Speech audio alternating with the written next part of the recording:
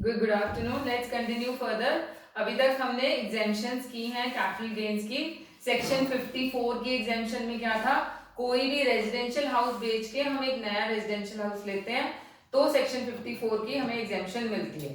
Then 54B की कौन सी थी कि हम कोई एग्रीकल्चरल लैंड अर्बन एरिया में बेच के उसकी जगह एक और एग्रीकल्चरल लैंड लेते हैं तो एग्जेम्पशन मिलती है। 54D में क्या था कि कोई लैंड एंड कोई प्लांट एंड मशीनरी उस लैंड के ऊपर है, लैंड एंड बिल्डिंग भी है, प्लांट एंड मशीनरी भी है, उस लैंड में है जहाँ पे कोई इंडस्ट्रियल अंडरटेकिंग थी और उसको कंपल्सरीली अक्वायर किया गया, तो दूसरी जगह पे वही इंडस्ट्रियल अंडरटेकिंग सेटअप करने के लिए उसके लिए land and building, plant and machinery खरीदने के लिए अगर आप इन्वेस्ट करते हो तो 54D में मिलती है।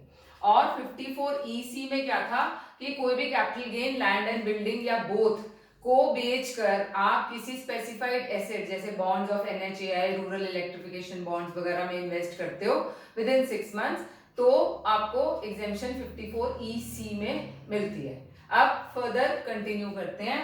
54EE की एग्जेम्पशन हमें मिलती है अगर हम लॉन्ग टर्म कैपिटल गेन को इन्वेस्ट करते हैं अगेन कोई स्पेसिफाइड एसेट में। ये एक पर्टिकुलर टाइम पीरियड के लिए था वो तो, लेकिन अभी एग्जिस्ट कर रहा है इसलिए बता रही हूँ। इंडिविजुअल, एचयूएफ, फर्म, कंपनी सबको मिल सकती है। ये वाली पहले वाली क्या थी, इंडिविजुअल और एचयूएफ को मिल सकती थी। इन्वेस्टेड इन यूनिट्स बिफोर 1 अप्रैल 2019 जो सेंट्रल गवर्नमेंट ने इशू करे हैं, उससे पहले वाले में जो सेंट्रल गवर्नमेंट ने कभी भी इशू किए हैं उसमें इन्वेस्ट किया हो तो अगेन 6 महीने के अंदर अमाउंट अगेन 50 लाख है। और ये जो अमाउंट आपने इन्वेस्ट किया है इन एसेट्स में, ये 3 साल तक आप इस एसेट को ट्रांसफर नहीं कर सकते हो और प्लेज भी नहीं कर सकते हो इस एसेट को। कैसे मिलेगी ये वाली एग्जेम्पशन, अगर हमारा कॉस्ट ऑफ द एसेट ज्यादा है देन द न्यू एसेट जो ये वाला जिसमें इन्वेस्ट किया है then the long term capital gain, तो हमारी एग्जेम्पशन पूरे का पूरा जितना लॉन्ग टर्म कैपिटल गेन है पूरी की पूरी एग्जेम्पशन हमें मिल जाएगी। अगर cost of the new asset कम है लॉन्ग टर्म एसेट तो हमारा जितना अमाउंट इन्वेस्टेड होगा वो मिलेगी हमारे को एग्जेम्पशन, बाकी का टैक्सेबल हो जाएगा। देन नेक्स्ट इंपॉर्टेंट हमारी एग्जेम्पशन है 54F की। 54F के अंदर क्या है, लॉन्ग टर्म कैपिटल गेन, कोई भी लॉन्ग टर्म कैपिटल एसेट को अदर देन रेजिडेंशियल हाउस को अगर आप बेचते हो और उसको इन्वेस्ट करते हो एक और रेजिडेंशियल हाउस लेने में। अब इसमें क्या डिफरेंस है, पहली वाली जो हमारी एग्जेम्पशन थी 54 वाली, उसमें क्या था, रेजिडेंशियल हाउस को बेच के एक रेजिडेंशियल हाउस लेते हैं। यहाँ पे क्या है, कोई भी और long term capital asset other than residential, residential नहीं होना चाहिए क्योंकि अगर रेजिडेंशियल लेके रेजिडेंशियल लेंगे तो 54 में ही मिल जाएगी। तो यहाँ पे अदर देन रेजिडेंशियल हाउस कोई भी और एसेट लॉन्ग टर्म होना चाहिए, वो बेच के आप एक रेजिडेंशियल, जैसे आपने बॉन्ड्स बेच दिए, जैसे आपने लॉन्ग टर्म डिबेंचर्स बेच दिए, तो इस तरह के कोई भी ज्वेलरी बेच दी, तो ये कोई भी लॉन्ग टर्म एसेट आपने बेच के एक रेजिडेंशियल हाउस खरीदा है तो उसकी एग्जेम्पशन अंडर सेक्शन 54F मिलती है। ये अगेन इंडिविजुअल और एचयूएफ को मिलती है ये। और असेसी के पास एक से ज्यादा रेजिडेंशियल हाउस नहीं होना चाहिए on the date of transfer. उसके बाद है जो भी नया हाउस वो कंस्ट्रक्ट करेगा या लिया है, कंस्ट्रक्ट जो करना है नया हाउस वो 3 साल के अंदर अंदर कर देना चाहिए from the date of transfer. और अगर परचेज कर रहा है तो again 1 year before and 2 years after, जो हमारा 54 में था प्रोविजन वो इसमें भी वही है, 1 साल पहले 2 साल बाद में for purchase and for construction 3 years after the date of transfer. Then again जो नया घर खरीदा है वो 3 साल से पहले उसको ट्रांसफर नहीं करना है। And full amount of net consideration is invested. Net consideration क्या होता है, सेल में से एक्सपेंसेस माइनस करके। तो full amount of net consideration जो इन्वेस्ट होती है, अगर इन्वेस्ट करी गई है घर में, नया घर लेने में, तो पूरे का पूरा आपका लॉन्ग टर्म कैपिटल एग्जेम्प्ट हो जाएगा, जीरो हो जाएगा। और अगर part of the net consideration invest किया है तो हमने प्रोपोर्शनेट करना है। यहाँ से हमें लॉन्ग टर्म कैपिटल गेन और नेट कंसिडरेशन का प्रोपोर्शन करना होता है। Long term capital gain divide by net consideration into amount invested, ये होगा अगर हमारी part of the amount of net consideration invest हुई है, पूरी नहीं इन्वेस्ट हुई है। तो अगेन अगर इमीडिएटली आप नहीं खरीद सकते हो घर और कंस्ट्रक्ट नहीं कर सकते हो, उसको कैपिटल गेन डिपॉजिट स्कीम में डाल दो before the filing of the return, तो आपको एग्जेम्पशन इसकी मिल जाएगी, आपका घर 3 साल में कंप्लीट हो जाएगा, तो इसमें से पैसा निकाल के इन्वेस्ट कर सकते हो आप। ठीक है, तो ये 2 एग्जाम्शन मैंने आज करानी है। और मैं पहले इससे एक रिलेटेड क्वेश्चन करा रही हूँ। क्वेश्चन नंबर 9 है, पेज 2.206 पे, सी पार्ट है, ये 54F का करा रही हूँ, तो आपको ये पता चल जाएगा कि हमने ये कैसे करना है। उसमें सी पार्ट करा रही हूँ पहले। From the following information relating to the previous year 1920 calculate the capital gains of Mrs Karishma for the assessment year 2021। Agricultural land उसने परचेज किया आगरा सिटी में, द अगेन अर्बन एरिया है, सेल्फ कल्टिवेटेड है, 1,60,000 का। इस लैंड को सेल कर दिया 7 लाख पे 2019 में। और इन कहाँ इन्वेस्ट किया, एक तो एक और एग्रीकल्चरल लैंड खरीद लिया और एक और घर खरीद लिया। अब यहाँ पे ये वाली जो इन्वेस्टमेंट मिलती है, कोई भी लॉन्ग टर्म एसेट, तो मतलब ये एग्रीकल्चर लैंड बेच के भी आप रेजिडेंशियल हाउस लोगे तो 54F की एग्जेम्पशन मिलेगी। और मैंने एक चीज और बतानी है कि जो हमें एग्जेम्पशंस मिलती है ना, उसको हमें ऑर्डर में देना होता है। सपोज अगर रेजिडेंशियल हाउस, क्योंकि एक क्वेश्चन में आपके पास 2-3 एग्जेम्पशंस निकालने वाली होंगी, देने वाली होंगी, तो आपने सबसे पहले 54 की मिल रही है तो 54 की देनी है, 54B की मिल रही है तो 54B की देनी है, फिर 54F और आगे वाली एग्जाम्पशंस पे हमने आना। तो इससे रिलेटेड पहले ये वाला क्वेश्चन करा रही हूँ, तो आपको समझ आ जाएगा कैसे करना है।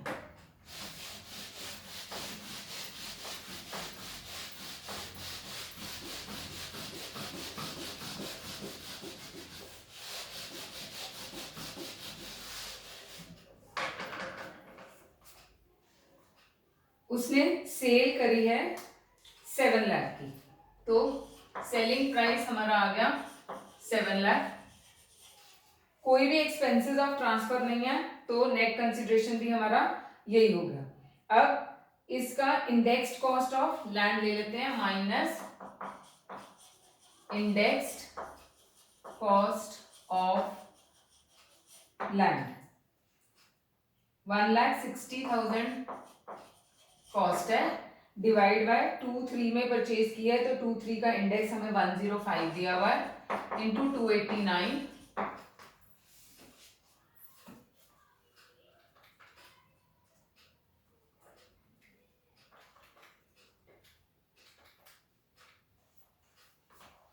डबल 40381 ये आ गया। इसको माइनस कर देते हैं,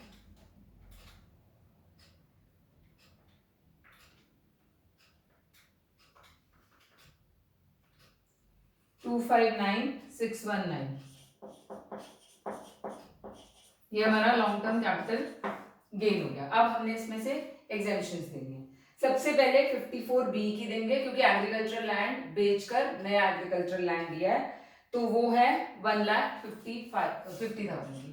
तो एग्जेम्पशन अंडर सेक्शन 54B, क्यों तभी मैं कह रही थी ये सेक्शंस आपको याद होने चाहिए सबके कि किस किस में कौन सा सेक्शन देना है। 1,50,000 पूरी एग्जेम्पशन मिल जाएगी, जितने का खरीदा है उसने 109,619 हमारा रह गया अमाउंट। अब उसने खरीदा है इसको बेचकर बाकी के पैसों से एक घर रेजिडेंशियल हाउस 2 लाख रुपीस का खरीदा है। तो एग्जेम्पशन अंडर सेक्शन 54F ये कैसे निकालेंगे?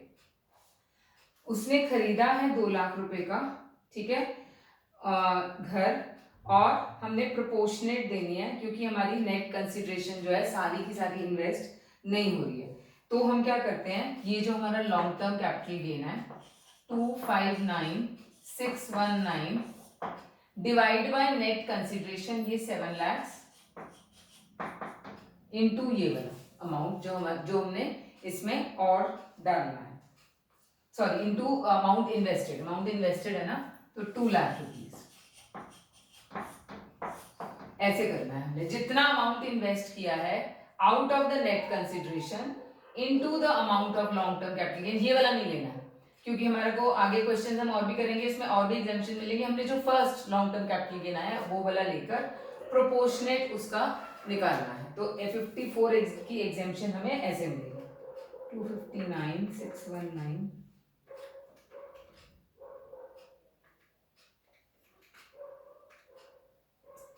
74177, ये माइनस कर देते हैं 109,619,74107 35,442। तो ये हमारा taxable long term capital gain आ जाएगा। इस तरीके से निकालना है फॉर 54F। 50 ये कब होता है? जब net part of the net consideration is invested, पूरी की पूरी ये जो नेट कंसिडरेशन है इन्वेस्ट नहीं हो रही है, इसमें only part of it is invested. सिर्फ 2 लाख रुपए इन्वेस्ट हो रहे हैं इस 7 लाख रुपए में नए घर के लिए, तो उस प्रोपोर्शनेट को हमने ऐसे निकालना है। अब इसी से रिलेटेड पीछे एक इलस्ट्रेशन और वो है, ये तो था कि हमारा एक ही एसेट बेच के एक और एसेट लिया। अब क्या होता है, कई बार 2-3 एसेट्स बेच के एक घर खरीदा जाता है, तो उससे रिलेटेड आपकी इलस्ट्रेशन नंबर 11 है, पेज 2.183 पर। Mister H submits the following particulars about the sale of assets during 1920। Jewellery, plot और गोल्ड है, तीनों को बेच दिया उसने, और he has purchased a house for 12 lakh rupees. इन सबको बेच के एक नया घर लिया है, रेजिडेंशियल हाउस है। ऑन 1 मार्च को calculate the amount of taxable gain. अब हम पहले क्या करेंगे, सेल्स में से ट्रांसफर के एक्सपेंसेस माइनस करके नेट कंसिडरेशन आ जाएगा, उसमें से इंडेक्स्ड कॉस्ट माइनस कर देंगे, तीनों की जो भी साल का है उस पर डिवाइड करके, तो हमारा लॉन्ग टर्म कैपिटल गेन आ जाएगा। अब हमने इन सबको बेचकर एक ही घर लिया, तो हम क्या करेंगे, percentage of net consideration on long term capital gain निकालेंगे। कैसे? आपका 1,63,000 डिवाइड बाय 5 लाख इंटू 100 करेंगे, तो आपका 163,953 डिवाइड बाय 5 लाख करेंगे इंटू 100, तो 32.79% ये ज्वेलरी का आ जाएगा। Same for plot, same for gold. हमने परसेंटेज निकालनी है of the long term capital gain on the net consideration, not on the sale price. ये परसेंटेज निकाल के जिसकी परसेंटेज सबसे ज्यादा है, सबसे पहले कैपिटल गेन उसमें एडजस्ट होगा।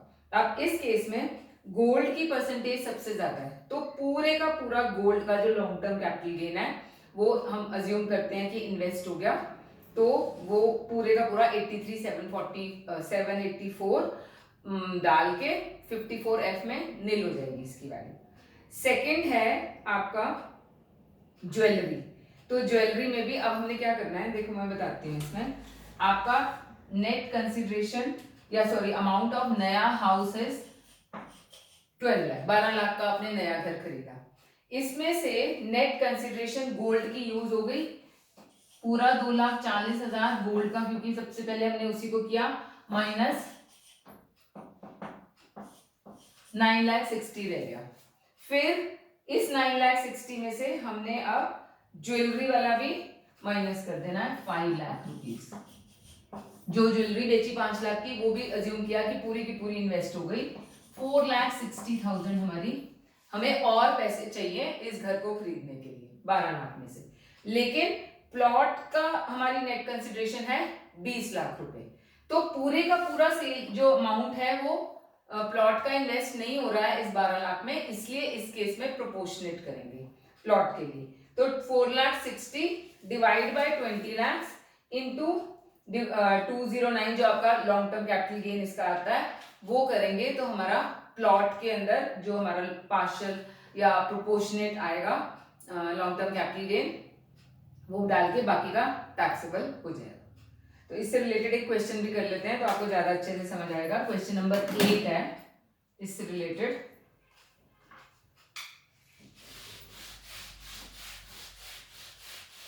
चार एसेट सेल हो रहे हैं, एक सिक्योरिटीज है,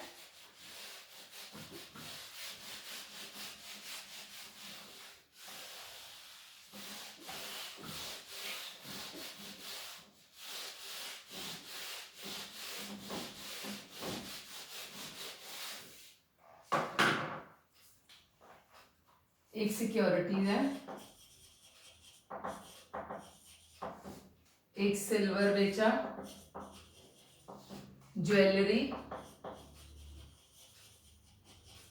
और एक शॉप बेची। इन सब की sale value, date of sale, date of acquisition, sale price हमें दी हुई है और कोई कॉस्ट ऑफ वो है सेल, एक्सपेंसेस ऑफ सेल कोई भी नहीं है। तो सेलिंग प्राइस से स्टार्ट करते हैं। 2,60,000, 15 lakhs, 6 lakhs और 11,50,000। अब इसमें से इंडेक्स कॉस्ट माइनस करते हैं, minus indexed cost of acquisition.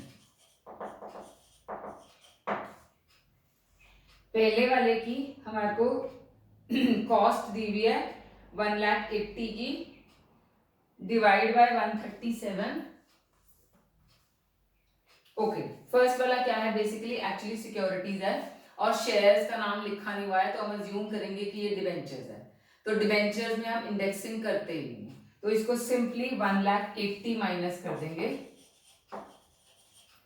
या कॉस्ट ये डाल के और ओब्लिक कॉस्ट, तो इसका लॉन्ग टर्म कैपिटल गेन आ जाएगा 80,000 रुपीज।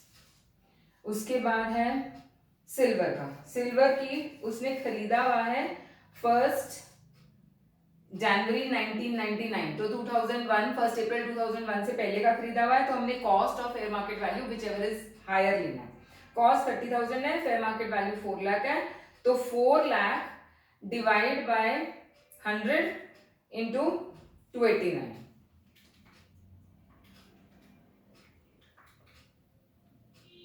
11,56,000 रुपीज ये आ जाएगा।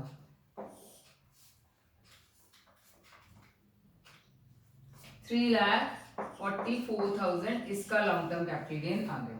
देन नेक्स्ट है ज्वेलरी। ज्वेलरी में 2006 में खरीदी हुई है, तो 1,50,000 divide by 122 into 289, 1,50,000 into 289 divide by 122, 355,328।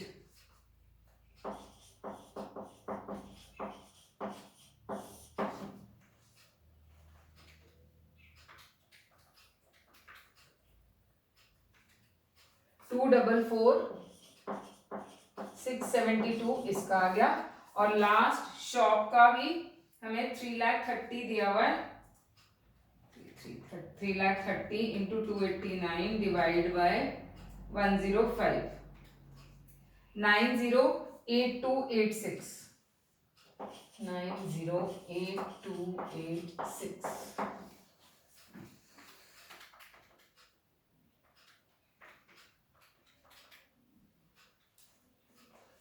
241714, ये हमारा लॉन्ग टर्म कैपिटल गेन आ गया। अब हम percentage of long term capital gain to net consideration निकालते हैं। Percentage of long term capital gain to net consideration, this divide by 2,60,000,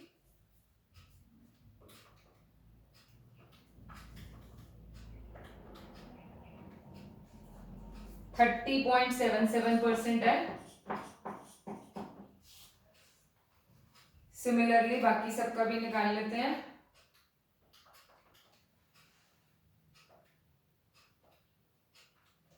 $22.93,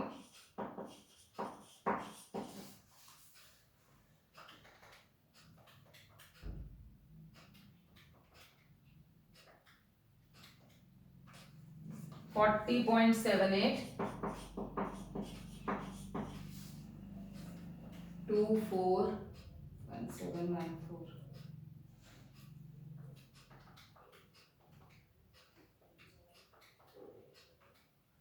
21.02।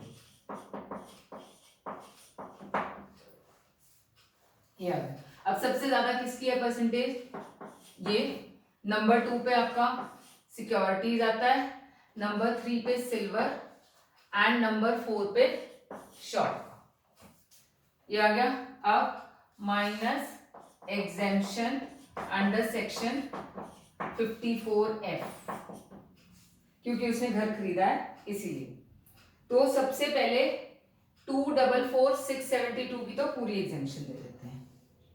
244,672 ये जो वर्किंग है ना परसेंटेज वाली और ये जो रैंकिंग निकालने वाली, ये आपने वर्किंग नोट में करना है, यहाँ पे नहीं दिखाना है इसको, ठीक है। वर्किंग नोट में आपने करके बताना है। तो ये हमारा यहाँ पे तो नील आ गया।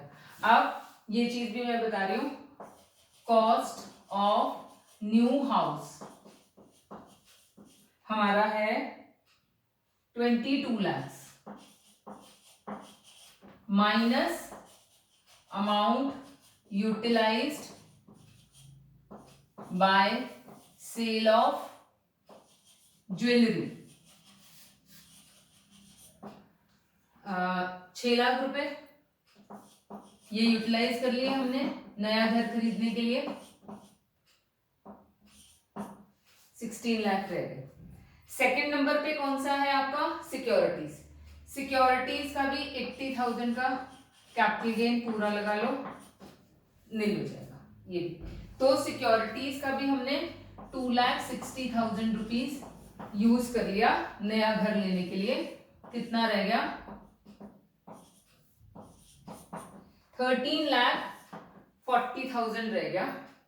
अब सिल्वर में क्या है, हमारे पास 15 लाख रुपए आ गए हैं, लेकिन हमें चाहिए कितने, सिर्फ 13,40,000 रुपीज चाहिए। तो इस केस में आप प्रोपोर्शनेट कर लेते हैं।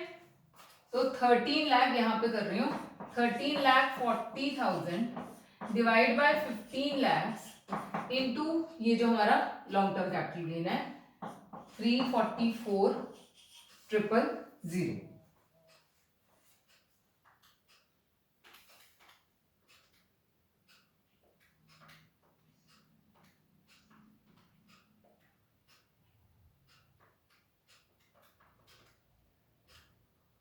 307,307 307,307 ओके, ये प्रोपोर्शनेटली आ जाएगा। तो ये माइनस कर लेते हैं इसमें से, 3,40,000 माइनस 307 307 32693 ये आ गया। अब क्योंकि हमने सारा ये सारे का सारा पैसा हमारा लग गया घर खरीदने में, जो शॉप का लॉन्ग कैपिटल गेन आया है उसके अंदर आपको 54F की कोई एग्जेम्पशन नहीं मिलेगी। ये सारे का सारा टैक्सेबल हो जाएगा।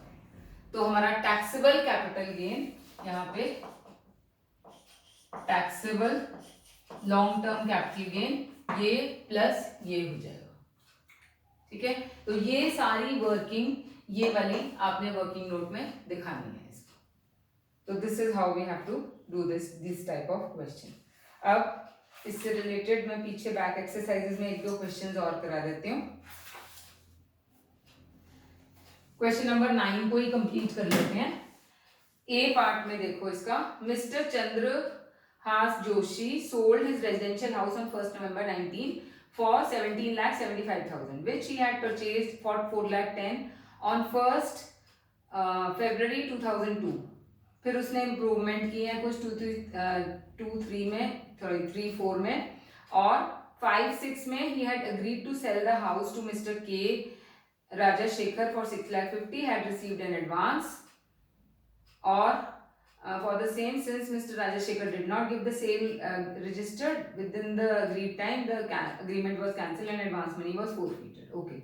Calculate capital gain assuming that C. Joshi bought a new residential house on 1st November 2019 for 2,50,000 and invested in 1,50,000 in the capital gain bonds of National Highway Authority of India. Okay. 2 जगह investment हो रही है इस question में। सबसे पहले start करते हैं सेल से।